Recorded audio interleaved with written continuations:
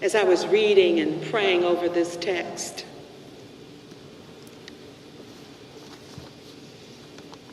I thought about how our world is getting smaller, increasingly pluralistic and diverse. And all during that January 20th week, as we celebrated Martin Luther King's birthday, and the images of Birmingham, Alabama, and the nonviolent marches flashed before my eyes, I thought about how we create 21st century lepers. I thought about my life as a Black woman in America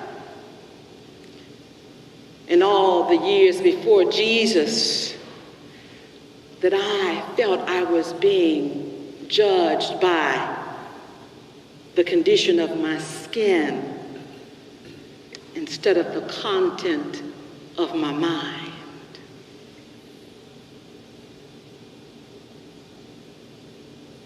I could not help remember our history as a nation that seems to have an innate propensity to build up walls and boundaries that separate man from his fellow man.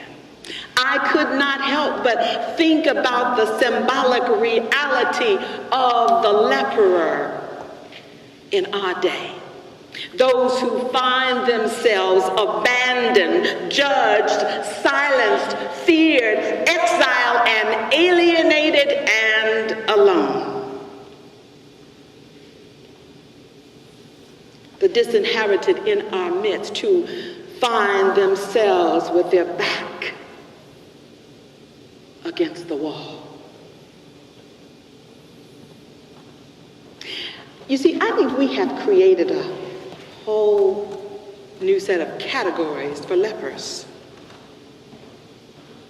Folk that are on the outside, folk that we look at, all of us look at as unclean. Not only do we demand that they inhabit the fringes of society, but we keep laws and make laws to keep them in their place. I've seen those we classify as lepers, those returning from spending time in jail, single mothers, those on welfare, those who have no job. You know, the last ones hired, the first ones fired. Those who inhabit our homeless shelters, those whose skin tones may be different from our own.